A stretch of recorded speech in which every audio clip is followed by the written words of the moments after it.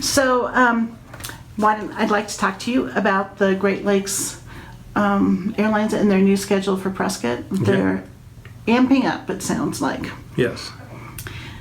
Yeah, basically I had a meeting last week with some of the board members and CEO and president of Great Lakes Airlines, and they indicated that they were going to be putting in for our emergency or our essential air service requirement.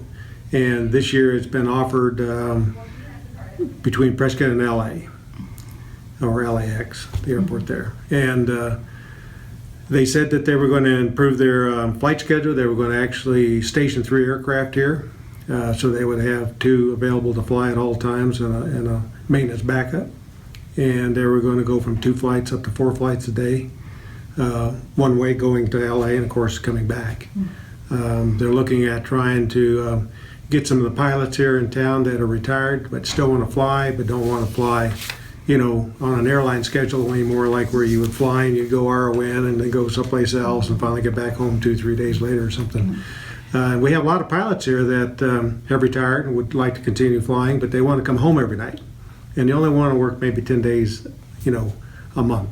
And so I think they've come up with a way to get this done and utilize pilots right here that live in Prescott. And so I think they're going to be able to really improve the air service. Now, they're going to continue with the same plane they have right now, which is a 19-seater, of which currently they're only authorized to have 9 passengers on. But I've already written to the FAA probably about 10 months ago now, right after I became mayor, as a matter of fact, and requested the FAA to consider allowing them to go back up to the 19. And that was a restriction that was put on them at the time because of some new FAA rules and the amount of flight hours that you know, the pilots had. But they're getting past that hump, and they really would like to get back up to have full use of the plane.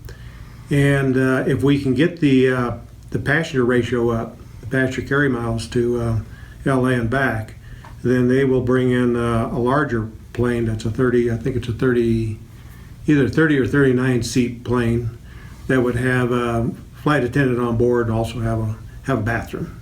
So that would really improve things quite a bit, and they're hoping to do that maybe late December or January.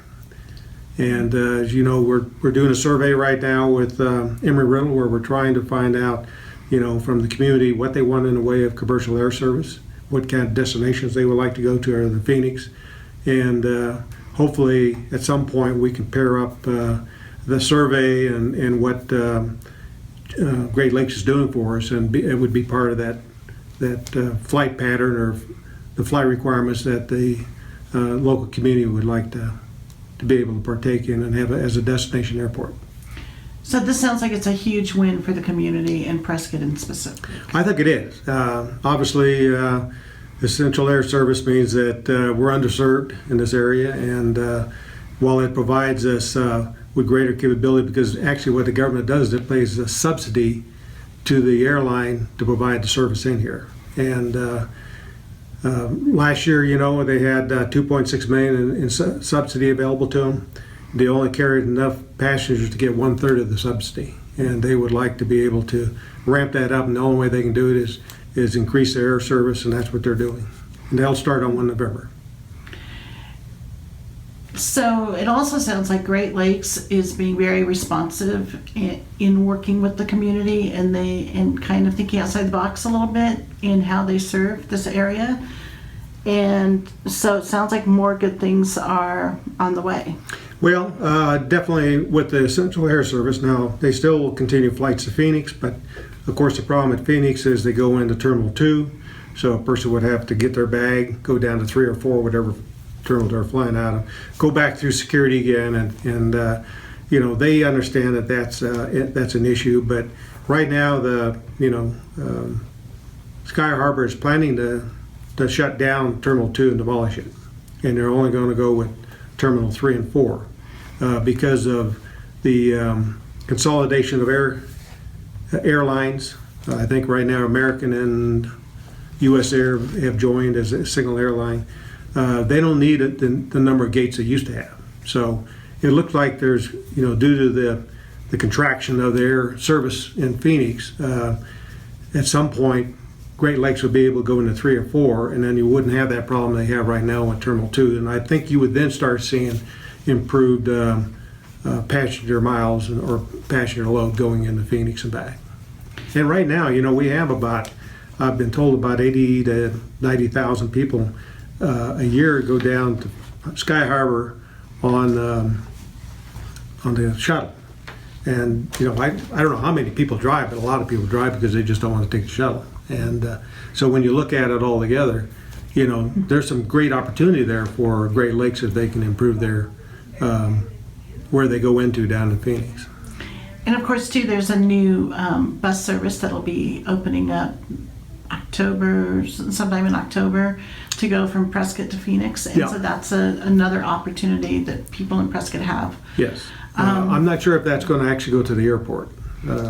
Yeah, I don't think it is, but I think that it's going to be very close to the airport. Yeah. We haven't seen the routes yet. But it will have the ability to take people from Prescott Valley, Cordes Junction, Black Canyon. So they'll be picking people up all the way down and bringing them back. And I don't know how many areas that they actually go to in Phoenix where they would drop people off. So it sounds like transportation is really Starting to improve in this area. And as far as Great Lakes goes, the rates are very reasonable. I was looking online; they're starting at $90 a flight for no refund, and that's really that's a lot cheaper than driving. Yeah. So you could head out to Great Lakes for your Christmas shopping, with the Great Lakes to Los Angeles, go Christmas shopping there, and spend the day, and then head on back and do it all in one day. Yep, exactly. So, anything you want to add? No, I think that's it. I'm looking forward to the service starting, and I hope we've gotten over the hurdle that they've had in the past of trying to meet FAA regulations after they changed. And there's still a pilot shortage, but it appears they've come up with a model to try and get around that. So I think it's going to be a win-win for everybody. And in the meantime, we should be encouraging folks in Prescott to go ahead and hop on that plane. You bet.